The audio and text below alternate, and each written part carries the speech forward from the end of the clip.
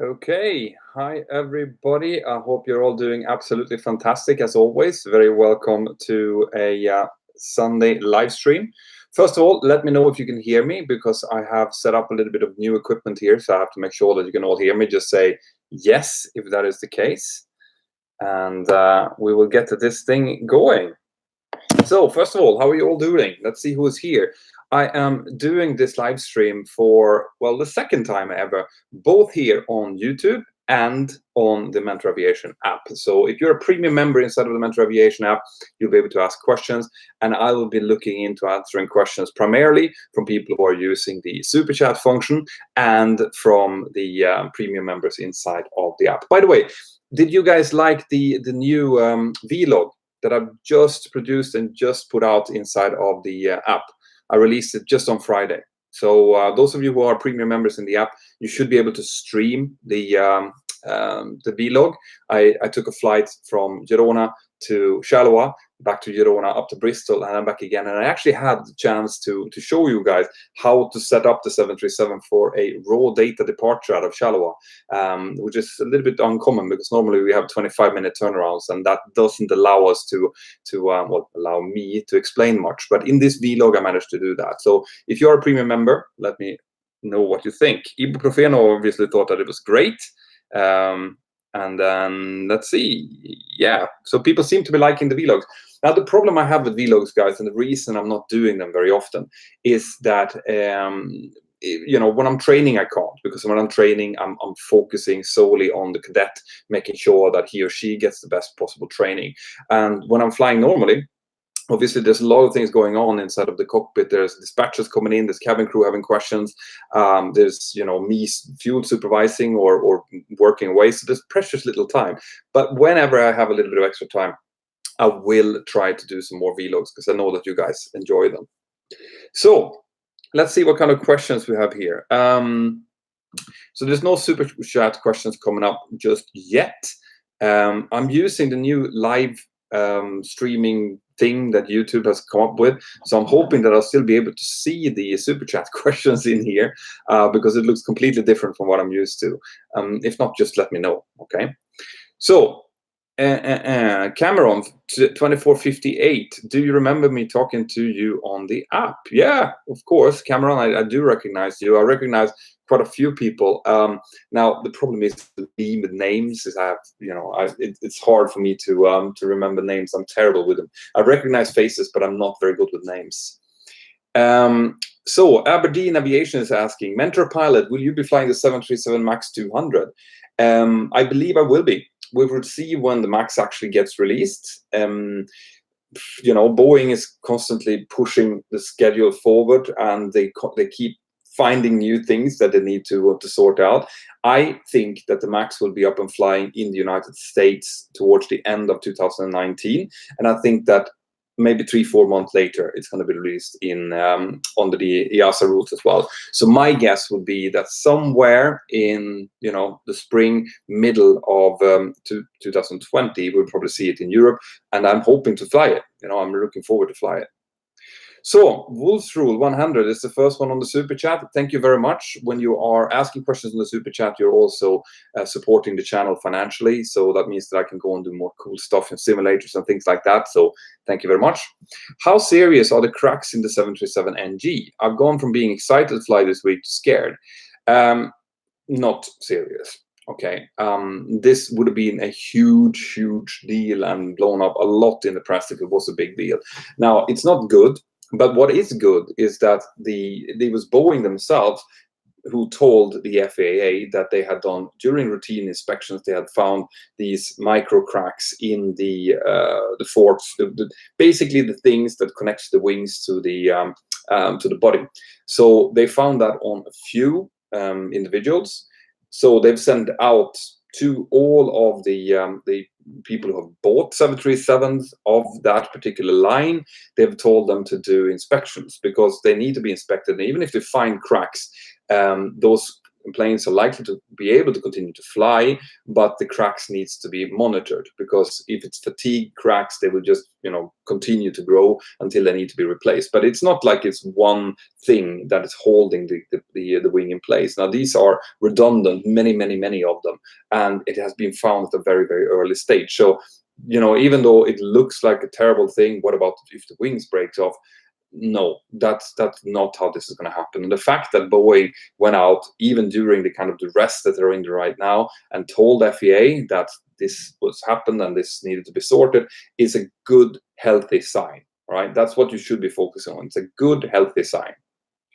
But it's a great question. So let's see, I have questions from the premium subscribers inside of the app. If you guys are interested in how it looks, what I see, it's basically like this. So I see all of the questions coming up from my premium members here, which means that when I do these live streams, which I do, I try to do them 1, 2, 3 times a week in the app, then I can just go in and answer there. So if you're interested in having more of these live streams, and maybe in a little bit more intimate setting, then get the app, get the premium subscription, and you'll be able to ask questions. Anyone, even you who have the free version of the app, will be able to watch the live streams, of course. But if you want to ask questions, then you need to get a premium. And that's just because I need to continue to work on the app, and I need to continue developing it. Dave NG, no question, just thanks for the content. Well, thank you very much for supporting, and great to have you here. So let's see what the people in the app have questions here. There's a lot of good evenings. Good evening to you. Great to have you here. So, when do you apply carburetor heat when flying the Cessna 152? From Pilot Marlon. Well, it was about 20 years since I flew the Cessna 152, but I do remember that anytime that you go into a descent, basically when you reduce the RPM of the propeller, you need to put the carburetor. So when you go into descent, for example, reduce the thrust, then you tended to take the carburetor heat out in order to make sure that there was no ice building up in the carburetor. So that tends to be when it is. And when you shouldn't have it is when you need a lot of power, because the carburetor heat will actually reduce the engine output. Andrew Smith, thank you very much. If you had a question and it didn't come through, which happens sometimes, then if you have the Mentour Aviation app, please go to support, submit feedback in the settings, and that will send an email to me, and just write super chat question, and I will answer it to you via email instead. So I'll take some more questions from the normal chat here as well. I don't want to completely ignore you guys. Let's see this. Will the supersonic? Do you think that supersonic planes will return to the industry again? I think if it's me to guess personally, even if they manage to produce new supersonic passenger jets, I think that they're still going to be fairly, expensive to run. They're going to need a lot of fuel unless they come up with some other kind of fuel to be used for it.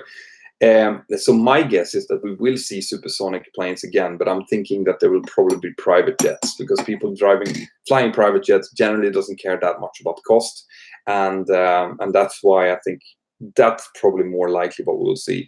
We have Boom Industries who are working on a new kind of successor to the Concorde. They are quite far ahead in their flight testing of the mini Boom. But then you have legislation as well that needs to be changed. For example, in the United States, you're not allowed at the moment to break the sound barrier with a civilian jet. So, that has to be changed. And I do believe actually that President Trump has initiated some changes to the current legislation when it comes to that. But it's going to take a while. So Terry, on the super chat. Have you ever had a situation that made you nervous while flying, or had you ever had an emergency? These are the questions that comes quite often. Nervous? Yeah, sure. As in, there's a difference between nervous and kind of, getting your arousal level up. Of course, I've been through situations where I've felt that, okay, now I need to focus. This needs to be sorted out, and it's becoming complicated. So there's a lot of things to take care of. Now, the thing is, though, and what you're always hoping when you're a commercial pilot is that when you get on a situation like that, you're not going to be freezing up and being totally nervous. So you're going to be more focused. You're going to be, slowing things down, making sure that everyone is involved in the situation and really focus and concentrated. And yes, I've had situations like that. We've had flap problems where we only got out partial flaps and we had to land with that. Minor problems, I've had an engine overheat, which requires us basically to come in with reduced thrust on one engine. You know, an engine overheat is just one temperature difference from an engine fire, so it's a fairly significant thing that has memory items connected to it that we need to do as well. I've had loads of medical emergencies as well, but I haven't had anything that's been really critical, like a fire on board or something like that. Yes, so there has been instances where I felt that, you know, better now you need to perform. This is serious stuff, but it happens thankfully very rarely. So let's see, from the premium members here. Mentor, is the Thomas Cook bankruptcy brought to an increase in flights of your company? No, my company is flying there. I mean, it's a scheduled airline, so it has its flight. It can do under certain circumstances, it can increase the flight schedule as well. But to my knowledge, there hasn't been an increase. There hasn't been any added flights for this. It could be if the UK government, for example, would contract my company in to go and do rescue flight, providing that there is enough aircraft to do so, because the scheduled service always take precedence. That's what we have to do. Then, you know, there's passengers who have bought tickets to fly on those flights. So we have to do that first. And if there is then some extra capacity out there, then we could charter in flights like that. But to my knowledge, that has not happened. Figgy is asking, is it flying in the jet stream that causes turbulence, or is it just while you're transitioning into jet stream from outside? Well, you don't always need a jet stream in order to get turbulence. Sometimes you get turbulence quite far away from jet streams as well, just because of, for example, high winds over mountain ranges, or just a general kind of shift between different weather patterns and things like that. But yes, if you're flying on the outskirts of a jet stream, you tend to get turbulence. When you're in a jet stream, you generally not get that much turbulence. It's fairly streamlined in there. Great questions. Anthony C. Brown, a fellow pilot with a YouTube channel, Blanco Lirio, is having problems with the monetization of his aviation technical videos. Do you have these issues? I've had it on a few. Okay. Generally speaking, it's when you talk about incidents and accidents. If you go in, like for example, anytime that I remember when I did a video about the Sukhoi Superjet that went down, well, that was demonetized like that. And that has to do with the fact that you're talking about, well, I am talking about things that is sensitive to, you know, maybe some viewers. There might be relatives to people on board a plane out there. There might be people who are extremely afraid of flying. And the YouTube algorithm doesn't really know if I am just putting out footage of the crash, or if I'm actually in there trying to explain what's going on. So it demonetizes the video almost instantly. And generally speaking, we kind of know that. The aviation YouTubers, we know when a video is likely to be demonetized. I keep clear of it as much as possible. But sometimes when something really important happens, something that's very serious, then for me, it's worth just doing the video, just getting the information out there and explaining things and not getting anything paid for that video. And obviously I can't take sponsorship for those videos either, because no sponsors wants to be associated with a video that's about a crash. So the videos that we do on that, me, Blanco Lirio, the 74 Gear, Captain Joe, Flight Shops, if we do anything about a specific incident, we do know that we're not going to get paid for it, and it's just a public service, really. I have been in contact. Maybe if you saw I did actually comment on that video for him, because what I would like to do, and what I'm reaching out to some other YouTubers out there as well, is to create special content for the premium membership in the app. So right now, you know, inside of the app, when you have the premium membership, you get stream videos from me when I do something extra, something that I don't want to show on the YouTube channel. Maybe it's too technical, or maybe it's a little bit out there. So like my Angry Mentor videos, for example, I put that in into the app. And what I want to do is I want to try to get some of the other YouTubers to do the same. So if they have a video, for example, about an incident that they know is going to be demonetized anyway, well, then I could, contract them to put it inside of the app so that there is, so that it's available to you anyway, even if YouTube doesn't like it. And I'm in the process of talking to a few. I don't know if everyone will be on board of it or if anyone is interested in it. But like I said, the app, I'm trying to make that into a platform for people to get information about aviation, positive, constructive, informative information about aviation. And that's not only for me. I want to try to get more people in there, more people who know what they're talking about. Nate Watson, if you weren't a 737 pilot, what would you fly? Yeah, I mean, as a pilot, when you get your licenses, you will be looking for any kind of job that is out there. I've said this many, many times, and that goes for me as well. So if my company would kick me out for whatever reason, and I wouldn't have a job, then I would take whatever job that would provide stability and life quality for my family. So I don't care. I can fly an Airbus. If I get the type rating on Airbus, I would happily fly that. I could fly long haul if that's the only way to support my family as well. So you come to understand after a while, I've been doing this for 17 years, that what you fly, as long as it's a safe airliner, it doesn't really matter. I don't care if I have 15 people or 5 people or 500 people behind me. As long as the airliner has a good working environment, and as long as it's safe and it's a good company and provides the life quality that I need for my family, I'm going to fly it. That's just the way I work. It works. Let's see, so I don't miss any super chat question here. There we go.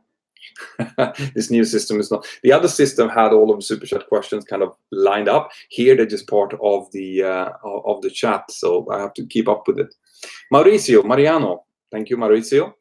Hi, Peter. I'm passing to say hi and suggest other persons to become Patreon and download the app. Now, ice cream time in Brazil. Excellent. Yeah, if you see here behind me, there's loads of stuff. The reason that it looks like this is because my wife is preparing little packages to my top Patreons. There's quite a few. And if you're a patron and you're watching this and you haven't upgraded or, sent in your address, better do so now, okay? I have about, there's a few hundred patrons out there, but I only have maybe 50 or 60 addresses. And I'm trying to send out some goodies to people who have been long-term patrons now. So if you are one and you haven't given me your address, then please do so, okay? So I can start making goodie bags for you. Right, so let's see. But thank you, by the way, Marciano. Be ready. Hi, Mentor. What was the worst, most stressful flight and best flight of your career as a 737 pilot? Keep up with the great videos. Thank you. I have loads of new videos that I want to do, and a few that I think that you're really going to enjoy, that I'm so looking forward to sharing with you. To your question, so I had a flight very early in my career where we flew from Stansted. I was a first officer at the time, and I flew from Stansted to, I think, Torp in Norway. And the weather was forecasted to be quite good, but when we came there, it turned out that the weather was absolutely horrendous, really bad, foggy everywhere, including our alternates. And we faced the situation of not knowing which airport we should commit to, because they were equally bad, really bad fog everywhere. And you see that the fuel was starting to kind of come down. That memory stayed with me, or still staying with me, of that feeling of like, okay, we're going to have to commit to an airport here now where the weather is very, very marginal. I remember that brought on a lot of stress, and that's also, kept with me when I became a commander, to make sure that you just take more fuel if you need it. Like, it's not worth the extra stress and the extra kind of white hairs that I'm starting to get in my beard here, of not having enough fuel to take good decisions. So, but that was based on a faulty weather report, really. My best flight, the coolest flight that I've done in the 737 so far, was when I got to deliver a brand new 737NG from the factory in Seattle. We flew all the way from Seattle to Dublin. It was a 10-hour flight. Fantastic flight. A real, for me, it was never flown long haul. It was together with a good friend of mine as well that I've known since years and years back. So we flew there, flew over the over Canada. It was remember there was this really bad wildfires a few years back in Canada. So we took off in the evening, which meant we overflew them. We could see the kind of glow from the wildfires as we flew over Canada. We came up towards Greenland, and there was this fantastic Aurora Borealis, the Northern Lights, that we kind of flew through as well, and then skipped over Iceland and then straight down towards Ireland and landed in Dublin after 10 hours. That was amazing. I wish every one of you who want to become a pilot gets to do a flight like that sometime. It's, you know, it's just really, really, really cool. So ATC Master is asking in the app here, Mentor, in case you have not gotten to my question from earlier, do ground crews listen to ATC when pushback is initiated? I believe they do. In some airports, they actually are the ones who talks to ATC and not us. But yes, I mean, the pushback tug needs to be in contact with ATC in case something will happen, or they need to do it if they do, you know, not only pushes, but actually tows as well. But generally speaking, I get the clearance for pushback, and I tell the ground crew that we have clearance for pushback. So let's see. Hauke Sattler, in the aviation ferry world, if the aviation ferry would, sorry, I'll take that again. If the aviation ferry would grant you 3 flight wishes, which 3 planes would you like to fly? The Concorde, that would be number 1. Then it becomes a little bit harder for me. I would like to fly the Airbus 350 because I think that it looks amazing. Even though I'm a Boeing pilot in my heart, the Airbus 350 is looking fantastic, especially the flight deck. And I think I would like to fly the 787 as well. Like those are the 2 modern ones, but obviously the Concorde. It's a little bit hard because I'd like to fly the 747 before it disappears as well. So it's among those. I think I would probably ask the ferry for a 4th wish if I had one. Let's see. Some more questions. Oh, yeah. Can anyone be a pilot? From Braden Sheldon? No. Unfortunately, that is the honest answer to that. Oh, by the way, it's the International Coffee Day today, so I'm going to drink some coffee. No, and this is a very important point, guys, that I have been pushing from the beginning of my channel's career and throughout, and that is that there are some human traits that are not suitable to become a pilot. For example, if you cannot handle stress, and there are people out there who, when they're put under stress, just freezes up, and they physically cannot do anything. That is not compatible with being a pilot. There are also some medical conditions that stops you from becoming a pilot. Up until very recently, like color blindness has been a big problem. I think that's starting to be lifted. I heard about, I think Australia and New Zealand might have lifted it already. So we'll see what happens to that. But there are like heart diseases, lung capacity issues,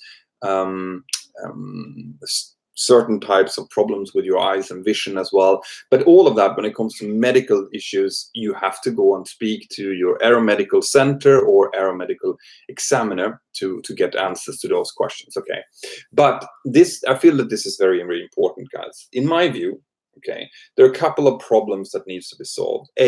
We need to find the right people to get into the cockpit. That means that all of you guys who are out there, all of you who are watching this channel and watching all the other channels as well, just dying to become pilots, you should all get the chance. That's something that I will be personally working hard against to achieve. And that means that you should be screened. That's number 1. Every one of you who wants to become a pilot needs to be screened to see if you're suitable. And that means that you have to go through these really, really rough tests of your personality, your stress capability, your ability to, your spatial awareness, things like that. So you're going to be subjected to tests. And this is, okay, so this is my dream scenario. You guys apply to me. Okay, I'm not saying that this is happening, but this is what I would love to see. You guys apply to me or whoever does this. You get screened. make sure that you get the screening done. And if that's positive, well, then you will get access to funds, so that the money will be there, no matter if you're poor, rich, wherever you're from. If you are suitable and you have the talent needed to enter this occupation, the funds should be there for you. And then I, together with whoever, will then make sure that those funds are being directed towards a very competent flight school. Because at the moment, there are like thousands of flight schools out there. All of them will tell you that they're the best flight school, but very few of them are. So there needs to be some kind of unbiased voice showing which flight schools that you should choose. And then at the end, there should be an airline waiting for you. That's the best case scenario. That's kind of like the utopia that I'm talking about. And I will do my damnedest to make sure that something like this will exist. Okay, that is something that I have promised that I want to do from the beginning of this channel, and something that I will be working hard on achieving.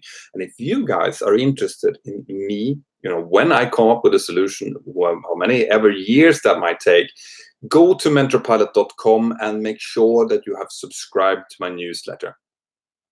Okay, I'll say that again. Go to mentorpilot.com.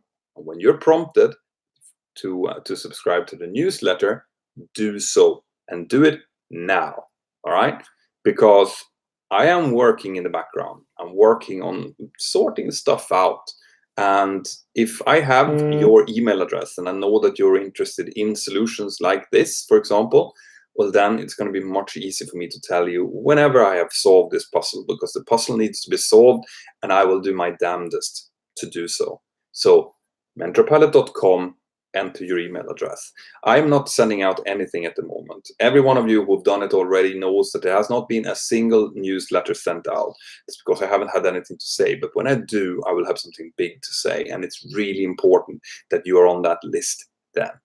Okay? Not selling anything, not trying to get you onto buying something, not sending irritating newsletters. When the letter comes, you will know. Do you fly any flight sims when you're at home? No, not at the moment. But the fact is that my oldest son, Lucas, who has his own YouTube channel, Luca Dicrus, check it out. He has become very, very interested in flying flight simulators. So he is downloading some beta versions that he's using at the moment. I have promised him to get a professional kind of computer flight simulator soon, and I'm probably going to be flying that with him. Trying to teach him a thing or two. So I'm not at the moment, but I probably will be in the very near future.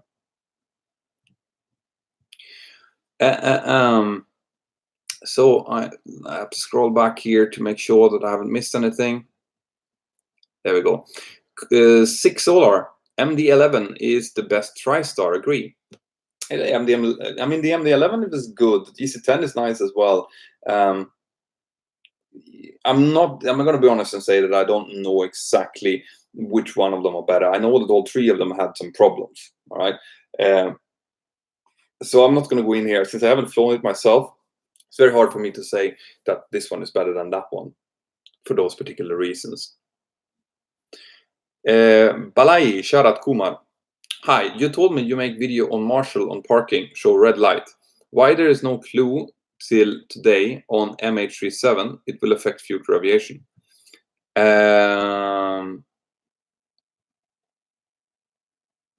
Okay. I'm trying to figure out the question in here, Balai. I am still working when it comes to marshalling videos. Actually, I'm in contact with a really smart young dispatcher called Ben, who is working in Stansted and who's really, really interested in helping out with doing some marshalling videos and some videos about ground handling and about dispatchers. And I'm hoping to be able to work together with him to make some really, really good examples about what's happening on the ground. And that will include marshalling as well. Red lights generally means stop wherever you are. So if we come up towards a stop bar, the lights are red, for example. So if that's what your question, yes, there are stuff in the pipeline. The MH370 is very hard to come up with anything on because we haven't found it and we don't know what happened to it. There's only speculation. So, and as you know, when it comes to accident investigations, we don't really like to speculate. We like to have facts. And without those facts, you can't really make anything up. So, if it was something wrong with the aircraft, that is one thing. If you have rogue pilots that flew it as a suicide, that's another thing. So that's why you haven't heard anything about the MH370. Until we find the aircraft, it's going to be impossible to say exactly what happened, unfortunately. Stay with aviation, keep out of politics, from Arthur H. I actually, since this is my YouTube channel, I preserve the right to talk about pretty much whatever I like, right? Politics and aviation actually go hand in hand to a great extent, because politics has an effect on, for example, the fuel price, because it has to do with the Middle East, and has to do with what happens with the fuel price. It also has to do with things like Brexit, which has a profound effect on aviation and travel in Europe and the UK. So no, I will not keep out of politics. I will talk about whatever I feel like, and it's up to you then to decide if you want to watch it or not. And this is something that I'm glad you brought it up, because I find it very interesting that people have feel that they can go in and complain about what I or other YouTubers talk about, when there are literally millions of other things that people can be watching. So if you don't like, if what I say doesn't agree to your bubble, where everyone has to think the same, then you can go and look at someone who does agree inside of the bubble, right? Me personally, I enjoy having a discussion with people of opposite opinions, because that's how you grow. Sometimes you talk to someone who has an opposite opinion, and that will actually change your opinion. So after the talk, you actually have a different view of the world, and that's how we should all be looking at things. So instead of you just sitting around and getting yes, that's great, I totally agree, that doesn't grow you. But if you get across to someone like you, for example, now, who's saying that I shouldn't be talking politics, I love to hear your reason to why I shouldn't be talking politics when it has to do with what I'm doing.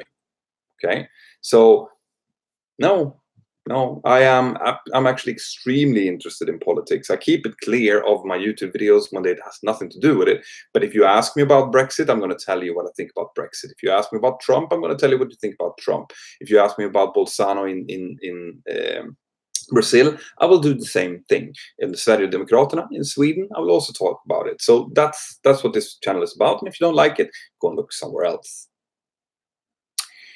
Munib Khan, thank you very much for subscribing. Okay, so ATC Master, don't do that in the chat, okay, on the app, because it's just annoying to have loads and loads of nothing space in the comment field. Becca, happy birthday. Great to have you here on your birthday. That's fantastic. So more questions here. 777 people watching. Yeah, I know. Now it's just 776. That's cool. Anthony C. Brown. Discussions on the industry suggest avionics should be made simpler, requiring less theoretical training and fewer hours of flight time. Thoughts? As long as they have as long as the avionics does what they're supposed to be, the simpler they are in the interface, the better it is. So, pilots basically need avionics, or need any system, to be fairly easy to understand, because when things go wrong, we are basically inundated with different warnings and sounds and visual aids and things like that, and we need to be able to very, very quickly understand what it is we have in front of us. So the simpler the system is to understand, the less training it requires, as in the more intuitive it is, the better it is for us. That's my view on it. You know that yourself. You don't want, if you're under extreme stress, you don't want to try to figure out how to find the sub-menu of the sub-menu to figure something out. That's not the way it should be working. It should be 1 or 2 dots. Steve Jobs kind of one-click philosophy. What is the minimum height to become a pilot? From Philip. So there are no real minimum stipulated heights, okay? But generally speaking, when you start to go below 165 centimeters, then you start to find different aircraft types where you won't be able to sit down with your feet on the pedals and top position and still be able to see over the dashboard. So if you're really, really short, what you need to do is on top of doing your medical, you might need to do kind of test flight, as in you'll be brought into a cockpit and they might, put you in the seat to make sure that, okay, this works. And if that works, you can continue to train. But I think, 160, 165, somewhere shorter than that, you're going to start coming across problems with this. And some airlines might have different height requirements as well, and that generally is because of the types that they're flying. Now I'm curious to hear your opinion on Brexit. Now, well, I could speak for hours about that, right? I don't want to do that on my live stream. We can do that in the app chat later on if you want, but not here, because it's just gonna bore people who are here to listen about aviation. Can you become a pilot with bad grades? Yes, you can. But the problem with that tends to be that the bad grades sometimes, not always, but sometimes indicate how good you are at learning things and how good you are to stay committed to a course, for example. When you want to become a pilot, if you do an integrated course, you're going to need to do all 14 ATPL exams within a period of maybe 6 months or a year maximum, because the whole course is about 18 months. So that means that you need to have a good study pattern. You need to know the study technique needs to be good. You need to be able to kind of digest and take in a lot of information and be able to show it. So if you have bad grades, if that's an indication of you having bad study techniques, then you are going to struggle when it comes to your training. But no, if it was just because you were not focused when you were in school, you thought it was boring, you did something else, but you're actually quite intelligent and you have all of these things, then yes, you can still become a pilot with bad grades. Ravioli, my question was missed 2 times. Yeah, as you can see, Ravioli, the difference between the app live streams that I do and this is because I'm focusing on both YouTube and the app at the moment, which means that I can't answer all of it. But when I do this only in the app, then I will be answering every single one of your questions. I can go back now and see if I can find your question here. Harrier, you're just writing there. Hello, Mentor. How airlines decide for pilot flying, Boeing or Airbus? Can you engage autopilot while banking, or does aircraft has to be stable? And also, do you usually simulate Boeing 737 in flight school? And if yes, why so? That's a lot of questions for being one question, Ravioli. So airlines will decide on what aircraft type they have depending on what kind of operation they have. So some of them will choose Airbus because they think that they will earn more money using an Airbus aircraft, and some of them will do Boeing because maybe they have previous Boeing types and the pilots are used to flying Boeings, or they get a great deal from Boeing, or it's the Boeing 737 MAX turned out to be more efficient, something like that. There will always be money that decides on what type they fly. So it's not like pilot can decide which aircraft flight. It's going to be money that decides it, like with everything else. You can engage autopilot while you're in a bank, but you have to. You can't. At least I'm talking about Boeing now. You cannot have any input on the controls. You need to be fully trimmed out, because if you're pulling on the controls, as soon as you have any input, that will negate you engaging the autopilot. So you need to be able to trim it, release it, and click the autopilot in. Otherwise, it will not engage. And of course, I am simulating 737 because my airline flies 737. I wouldn't be simulating anything else than that. Okay, so more super chat questions coming up. Just have to make sure I haven't missed anything here. Right. I think there's a lot of questions here, guys. I'd love to be able to answer all of this. Let's see here. If you do see that I missed a super chat question, like I said, go to submit feedback and I will answer your question whenever I can. Luis Canyamar, Media Bros. Plane once felt like hitting a speed bump mid-flight, jerked and went up violently for what felt like several meters. What was that? Is it dangerous? Yeah, if you're flying en route and all of a sudden you get this violent shudder and then it continues flying like nothing happened, what it most likely is that you've hit the vortexes from another aircraft. So there might have been another aircraft that flew 1,000 feet above, maybe 2 minutes ahead or so, and then the vortexes, the wing vortexes that are always created when an aircraft flies, they fall with about 400 feet per minute. So if they were about 2.5 minutes ahead, then those vortexes can come down, and we can fly into them. Now we can't see them. There's no weather radar input because there's no moisture. It's impossible to see. You can predict it. You see that you have crossing traffic a certain time span ahead of you, but you can't see them. So that's why we can't really predict them. We can't put the seatbelt sign on. That's why all of a sudden it just feels like blah, blah, blah, blah, like that, and that can feel like you're being pushed up several meters as well as pushed down. They're not dangerous generally at that eye. Okay, they're not at the cruise level. They're not that bad unless you're in small aircraft and there's a huge aircraft that causes them. So I have a friend of mine, for example, who flies private jets, and he had a friend of his who flew the same type of private jet that got into the vortex behind an Airbus 380, and they just turned the aircraft upside down. Everything was thrown around. That is obviously dangerous, but generally speaking, there are very few instances where vortexes has caused any real problems while you're en route. It tends to be more dangerous during takeoff and landing. Another flight simmer XB11. Tjena kapten, allt bra? Allt strålande. I'm starting to lose my voice again now, which means that I'm probably coming up towards the hour mark. 45 minutes, not bad. I'll just take some water, guys.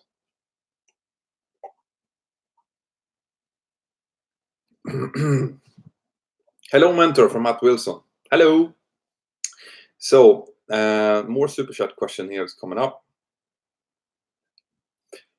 My super chat got missed twice. Judd had a fun comment. Okay, from Deanna. I'm very sorry about that. Okay, it just keeps scrolling here. The old system was much better where I could see all the super chat questions. Stephen Chai. Hi, Mentor. I'm planning to become my career pilot, but I had my dundrum cut a bit by surgery. Dundrum, okay, 3 years ago. I still going to pass the Cat 1 medical exam, although I'm totally fit now. Like I said, I can't really talk about medical issues because I'm not an aeromedical examiner. So, for example, I do not even know what a duodenum is. Okay. Generally speaking, if you're fully recovered from whatever operation that you've done, unless it has to do with heart surgery or something that can actually have an effect on your performance, it tends to be okay, right? But just call up an AME. You will have AMEs in every city. You just Google AME and Bangkok or whatever you are. You'll get a list of them. You give them a call, explain what it is, and they can tell you whether or not it's a problem. I wouldn't expect that to be a huge problem if it's just an old surgery. Deanna, now I'm wondering how I could miss that. Michael Sanner, hi Mentor. Search up Loon class Extroplan. It's one of the most ridiculous aircraft ever. Built by Russians. Ekranoplan. All right, I'm gonna have a look at that later on. Cool. I'm just wondering why I'm missing super chat questions. No, I can't find it, Deanna. I don't know why that is. Very strange. Anywho, Kim, thank you very much for supporting. And MacBen87. Hi, Mentor. I passed 2 stages of assessment, computer test, and sim, but failed the interview part without any feedback. How to come back from that? Greetings from Germany. Right. So if you pass the first couple of exams, it means that you have what it takes. Right, you have the capacity that you need. You have you have the psychometrics that you need. All of that, right? The fact that you missed the interview means that there was something in your interview, probably something with your personality that the airline didn't see fitting their particular airline. It does not mean that you cannot be a pilot. It doesn't mean anything like that. Okay, it's sad when this happens. I also strongly dislike when people are being turned away without any feedback, because without any feedback you can't get better. But generally speaking, I wouldn't be too worried if I was you, because you've gone through the worst part of the test. It was just something in your interview, and without any feedback I can't really tell you much more than that. But don't worry. Like, if you would have failed on the first stages, then maybe there would be something that could be off, like, for example, what I was talking about when it comes to the suitability exams. But it seems like you've passed those, so just keep going. That's what what I would suggest anyway. So, Irvin Weisse, since people have been getting heavier over these years, have that affected when you calculate weight for fuel? Yeah, the standard weights that we use, right, that we always use in order to calculate how much passenger weight we have on board, they have been ticking up. So as this is being reevaluated, I think every 3 years or something like that, where in order to make sure that we have accurate figures, because we don't weigh everyone on board. If we have a male and a female, like some airlines uses just adult weights, mix between male and female, and then child weight and infants are included in the adult weight. Okay, some airlines uses weight in female and male and child and infant, but those are all kind of statistical weights. So as that goes up, if the population becomes heavier, then they need to be changed as well, and that will have an effect on the fuel burn. The important thing is that we know that it's gotten heavier, and that way we know that we need to burn or take more fuel. So yes, it's a great question, and yes, it does have an impact. Florida, APMX here. How often do major airlines buy refurbished aviation articles versus new parts with regard to aircraft that have some age but aren't really old enough to be sold off yet? Well, I'm not an expert on this, but it's very rare that aircraft parts are being bought secondhand. All right, there could be things like, for example, seats, but even that is very, very rare. Aircraft parts have all what's called safe life, which means that if you buy secondhand, they have a part number and you're not going to be able to use them for as long as you want it, which is why the airlines tend to buy new all the time. But when it comes to their old fleets, for example, they might be taking part out of a decommissioned aircraft and installing it into others. But exactly how often that happens is very hard to say. I do get a feeling, though, that it's fairly rare now. I think it was more common earlier on.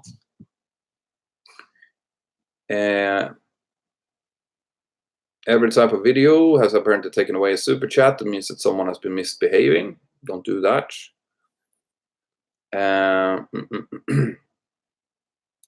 Thanks for that. Made me smile for the first time since then, from McBen. Yeah, no. I believe in you. You should believe in yourself as well. I mean, you can always go and do some coaching. There are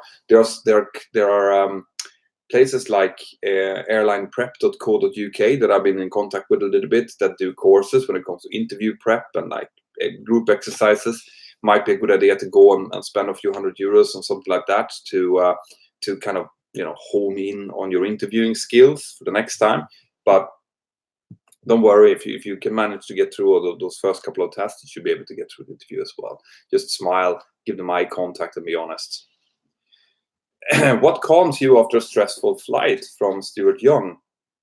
What I actually do, I have about a 35-minute drive from Girona, where I'm based, to where I live, and I love to listen to podcasts or listen to Audible, audiobooks. It's something I do all the time. It relaxes me, especially podcasts. Political podcasts, technical podcasts, history podcasts, things like that teaches me something new. That's what I tend to listen to every time I have a bit of time over. Even when I'm out exercising, when I'm out maybe bicycling or walking or running, I tend to listen to podcasts or do something like the sponsors that I have on my channel. I have them for a reason. I have them because I actually like them. So Brilliant, Brilliant.org, they have these little brain teasers that you can sit down and work on to kind of just relax your brain from anything else that you've done. And it relaxes you from the flight, but it doesn't relax you because you actually have to think a little bit. But I don't know if you've noticed that with my the sponsors that I'm using, Brilliant, NordVPN, Skillshare, Audible, they are all things that I use and I know are good. Right. I was approached by a gaming company that also wanted to sponsor the channel, but I said no. I don't I don't want to push anything that I think that you guys are not going to get a benefit from. So I'm glad you brought that up, actually. Alex NG, I am in New York College getting my certification for flight dispatcher. I'm getting a bachelor's in aviation management. Does that help me to get close to become a pilot? In the United States, I think it does, actually.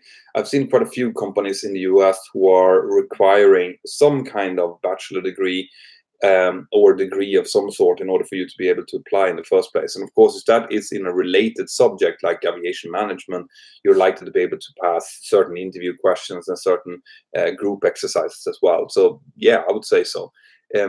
It doesn't, however, give you like a free ticket in. It's not like you can come and say, like, I have a bachelor's in aviation, so I should be a great pilot. That's not the way it works, but it's definitely playing in your favor. So good stuff. So some more questions here from the Mentour Aviation app. How many problems do you think that Hurricane Lorenzo would cause? Well,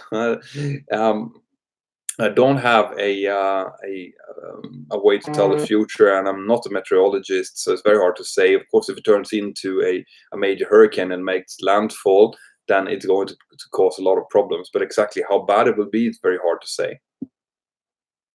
Do you drink tea? I do sometimes, but I mainly drink coffee, to be perfectly honest. Mentor, have you encountered a captain smoking in the cockpit? Yes, I have. All right. It was a long time ago now, and they would never dare to do it close to me now, since I'm both a TRE and a captain myself. But when I started, every fourth captain was smoking, and they were smoking in the cockpit, and it was not allowed. But that died down as soon as the company kind of clamped down on it. But it was very common in like mid-90s, the beginning of 2000s. People were still smoking a lot in the cockpit. It was terrible. Like, you can imagine such a small space and someone smoking and I'm not smoking. Like the secondary smoking effects is terrible, and basically IMC, complete fog in the cockpit. Not good. I used to tell the captains actually that I preferred not to do that because it makes me feel sick. David Pring, hi Mentor, can you tell me if flying the different variants of the 737NG, the 700, 800 and 900 series, do they have different handling differences? No, not much, okay. The 700 is shorter, the 900 is longer. So you have to be a little bit careful when it comes to the rotation technique, for example, especially during crosswinds. So there's a little bit of that, but the feeling in them generally, they are part of the same type rating, and they only need a little bit of difference training in them. I, for example, am allowed to fly the 700. I'm allowed to fly the 800, and I was allowed to fly the MAX, but now there's going to be extra training probably added on to that. That was just theoretical training. There's no handling training, and that would indicate that the handling differences are very, very small. Okay, so let's see. Skipping through super chat questions here. If you like history podcast, you should check out Hardcore History by Dan Carlin. Okay, thank you. I should write that down. Hardcore History. And this is also something that I'd like you guys to remember. If you do come up with a good idea, or if you have a question that you want to ask, for example, me or someone else, always write it down, because you will not remember it afterwards. I can guarantee you that. Is there such a thing as category landing? From Matt Wilson. Not sure what you mean, Matt. We divide the aircraft into different approach categories based on their approach speed. We do category 1, category 2, category 3 ILS approaches, depending on what kind of visibility there is and what we need. But category landing, I never heard that expression, so I'm going to say no.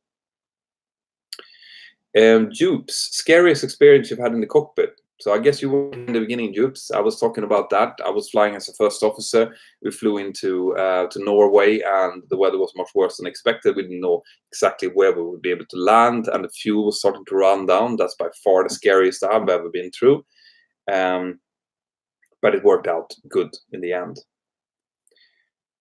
So more questions here. There's some more super chat questions coming up. I'm a ramp agent at these Midlands. What good and bad things do we do? How could we improve your side of the operation? All right. So generally speaking, if you're a ramp agent and you're working with my airline, you're actually doing a very good job. I very rarely have problems with ramp agents.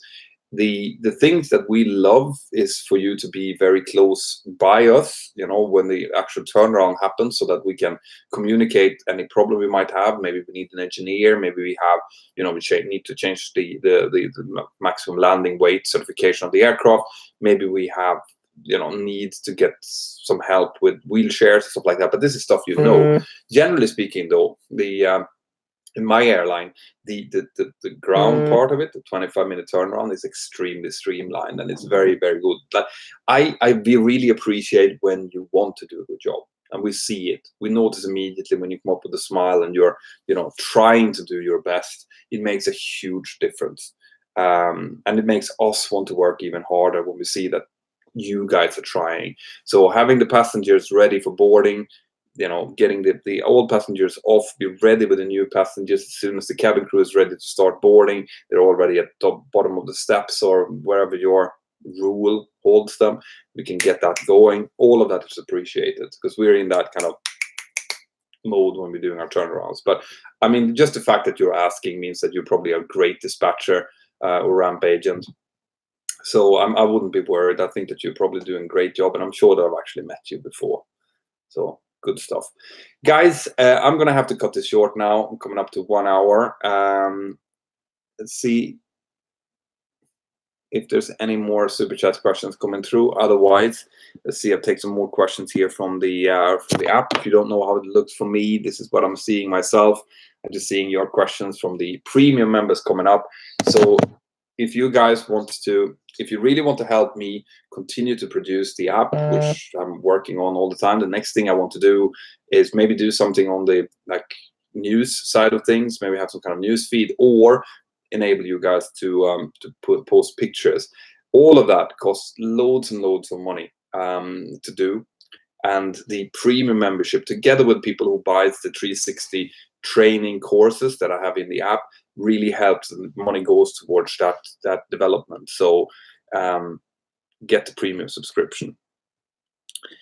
So is there an app that you can get ATIS information for PPL pilots? I'm not sure. I think there are, actually. I think they're I'm not sure. I think 4Flight might be doing it. I might be wrong, but I think they might have something on it. You can check that out. But since I'm not flying much general aviation. Oh, by the way, guys, before I forget, I posted both on Twitter and on Facebook about the latest video that Flight Shops did about accidents that happen in general aviation and ways to avoid it. Check that out. It's a video that's about 25 minutes long. It's worth every second of that. There's some really, really good information. If you're a general aviation pilot, or if you're in pilot training right now, you need to watch that video, because it was an eye-opener for me, and I don't even fly general aviation. So do go out, check out Flight Shop. It's a fantastic channel that you should all be subscribed to. So there are some more super chat questions that are popping up here now. I can see. Just want to make sure that I'm not missing anything. From Marcus Langendorf, thank you very much. Please answer my question, from Joseph Pantel. I wish that you would have actually put your question there, Joseph, so I could actually answer it, because now I can't see what it is. If it was a super chat question, I'm going to scroll up to make sure that... Oh, there we go. Joseph Pantel, why don't they put a mesh in front of the engines to prevent bird ingestion? Also, what is that barking noise we hear in the aircraft that's rolling towards the runway? Okay, so the barking noise is on Airbus aircraft. Okay, it's a system that we don't have on Boeing. I think that Captain Joe has done a great video on the barking sound. So just go in and just search for barking sound, Captain Joe, and you'll find it immediately. That's an Airbus thing, so I'm not going to go into it. The mesh in front of the engine, this is a question I'm getting surprisingly often, which means that I'm probably going to have to do a video on it. Have you ever tried to take a mesh and like hold it outside of the car window as you're driving, or just running with it in front of you? Well, if you have, you would have noticed that that mesh creates an enormous amount of drag. All right, it's actually hard to hold it up and run with it, because it is almost like holding up like a solid board. And that's because around each of those little mesh threads, there will be vortexes created, loads and loads of drag. And if you do that in front of an engine, okay, the engine will not be able to produce even close to the thrust that it is today. I'd say that, yeah, I'm just guessing here, but it will probably lose 40% of its thrust. Could be more, could be a little bit less. But that's because of, anything that disturbs the airstream going into the engine will have a negative impact. So much so that, just the kind of engine cowling is very, very carefully designed to make sure that the air that comes into an engine is absolutely optimal. If you put a mesh in front of it, you will take away all of that. Okay, and it is no way that that is going to be motivated by the very, very few bird strikes that we get every year. And it's not like the only times that bird strikes really become dangerous is if we ingest hundreds of birds at the same time. So we do suck in the odd bird now and then, goes into the engine, normally it hits one of the fan blades, it gets pushed out and then through the bypass duct and out, never causing any kind of damage. Sometimes it causes a little bit of damage. Maybe you need to change or file a little bit on one of the fan blades. Sometimes it goes into the core of the engine, in which case it's going to smell like Kentucky Fried Chicken in the entire aircraft, and we need to do a boroscope investigation to make sure that there's nothing wrong. But generally speaking, even when we do get bird strikes, nothing happens. So it's not a huge problem, this. Okay, but putting meshes up in front of the engine, then it would practically probably double the amount of fuel needed to fly the aircraft. I don't think it would even be possible to take off with a mesh in front of the engine inlet. So that is the answer to that question. I hope that makes sense. It's one of those things that looks smart when on the first look at it. It's like, yeah, why don't they do that? But when you start to look a little bit further into it, aerodynamical wise and stuff, you realize quite quickly why there's no mesh in front of an engine. Barry Bird, we've already talked about that. So I think that we are coming up to Matt Wilson. Sorry, what I meant was when I was a kid, I was told a category landing is when the autopilot does the landing. Is that a thing? Have you done it? Yeah, that's what I was talking about, the category 2 and 3 landings. Those are autolands, generally speaking. So I have done a video on that. You can go in and you can search category 3 landings on my YouTube channel, and you'll see exactly what that is. And we do that when it's poor visibility. So when the visibility goes below 550 meters runway visual range, RVR, then we have to do a Cat 3 landing. If it's available at the airport that we're going to, the aircraft is suited to do so, and we are properly trained. So there's a lot of ifs there. Some airports we can't do category 3 landings, and in that case we're going to have to divert from there. But yes, I've done it many, many times. And last one, John's reviews. Thank you very much for supporting. And with that bombshell, guys, I think that I'm going to finish this off. Once again, have an absolutely fantastic day wherever you are. Thank you for taking part of this live stream. I do it maybe every other Sunday. I'll probably do it next Sunday as well, actually, because I'm off the day after. But I love hanging out with you guys, and being able to answer your questions directly is one of the main benefits of doing these live streams. And if you like this kind of interface, you're going to love being part of it inside of the Mentour Aviation app, because it's much fewer people watching, which means it's much easier to get your answers to your questions. And sometimes when I've been in the chat and there's been people talking about, like for example, today, there was questions about Area 51. Apparently Area 51, you can now see it on Google Earth. It was cloaked before, now it's visible. So there was discussion about that. And I was thinking for a second, maybe I should go in and do a live stream about this. But then I realized that I don't know much about Area 51. So I didn't do it. But, if there's something that I see that there's a lot of interest in, then I can just go in and click on my computer and say, okay, so up, live stream, start it. And here we are. It's really, really cool. And it's one of the main reasons that I made the app in the first place. Remember, guys, what I talked about. If you guys think that you want to become a pilot, but funding is an issue, and you want to be properly screened and see that you have the right stuff, then go into mentorpilot.com and subscribe to the newsletter, and do that now. Okay, have a great day, and yeah, I'll see you next time. Bye bye. Let's see, someone said my question didn't send. Can you write it again? John's reviews. Yeah, I saw that you sent money, but I didn't see any question to it. Just write it again, John's reviews, and I'll try to answer it now.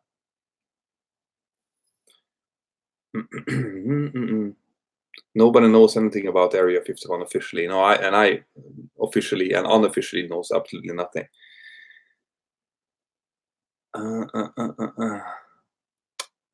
I asked which aviation channel you liked on YouTube from John's reviews. Well, that's easy. All right. So I watch, for example, Flight Shops. I think Flight Shops is doing a fantastic job for general aviation. Like the level of his production is insane. Like it's fantastic. It's TV level production. Everyone should be following him. Blanco Lirio has been doing some great cool stuff lately as well. I'm hoping to work with him. 74 Gear is also doing slightly more kind of like fun variant of aviation content, just a little bit different from what I do. So I think the mix is quite good. But that tends to be the aviation channels that I'm following myself. So go and check them out. And that's it, guys, before my voice completely disappears. Good night, everyone. See you soon.